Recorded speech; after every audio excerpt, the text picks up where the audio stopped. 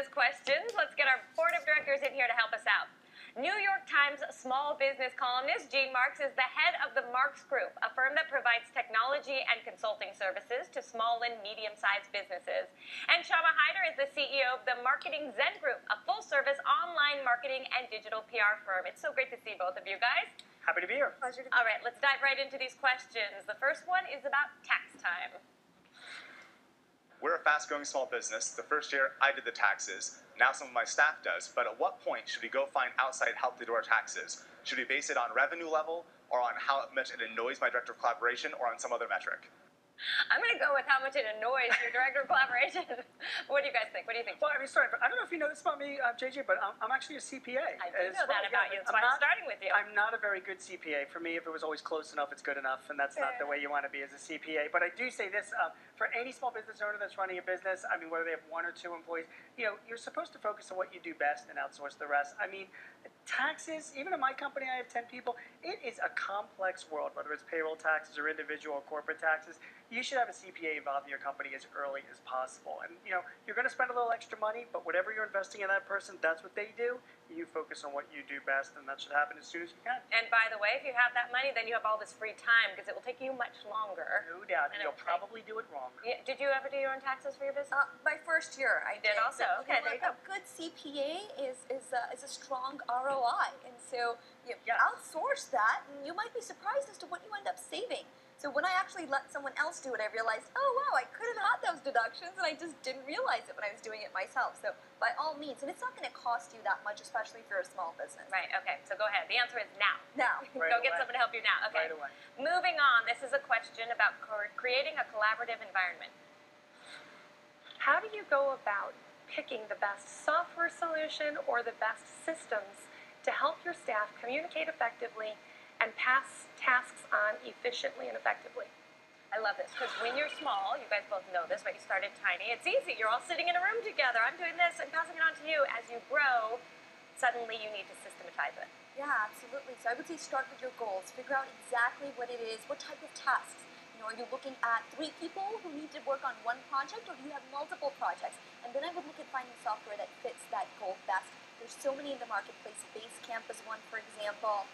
It just depends on your specific needs, and so the bigger your team is, the more complex you need to look for. And then look at reviews. That's really your best friend online. So start with your goals.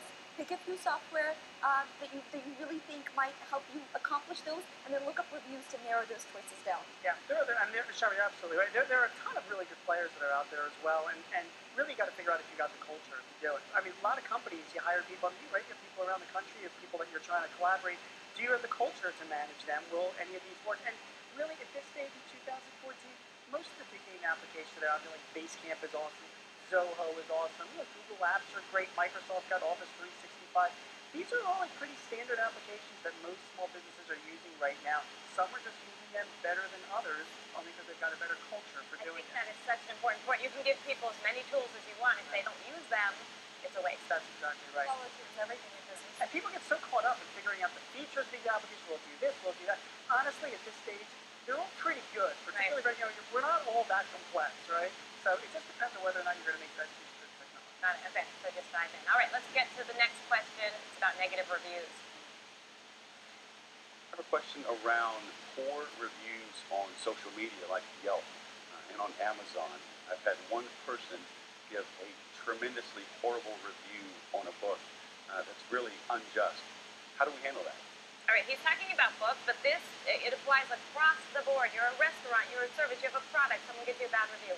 So first, I got to give a shout out to my sister. My sister is a doctor. She runs 2 offices in South Philadelphia. I would not let her cut my fingernails, by the way, but I'm told she's a very, very good doctor. She's been practicing forever. She's got like 1,000 patients.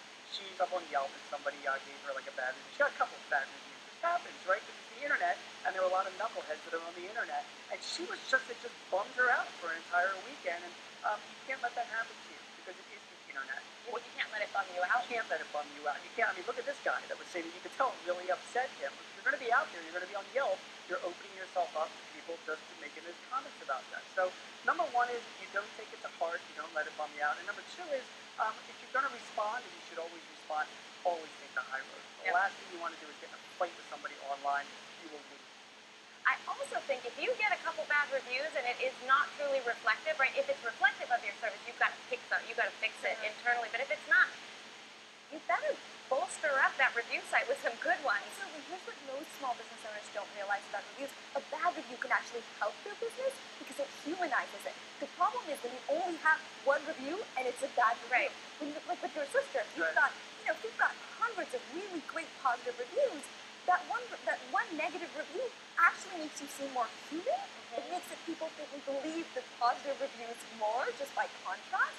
So it can actually work in your favor. I think the key though is to not focus on necessarily the negative review, but make sure that you're constantly cultivating the positive ones, which most businesses don't do. They're so hung up on the negative ones. Right. I tell you what I told Vicky as well. I feel bad we're talking about. She doesn't get up this early anyway, so I'm sure she's not watching.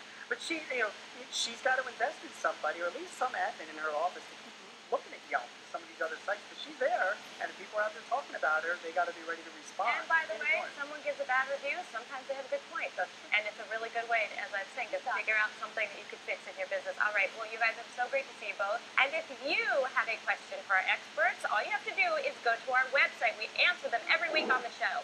The address is openforum.com/yourbusiness. Once you get there, go to the Ask the Show link to submit a question for our panel.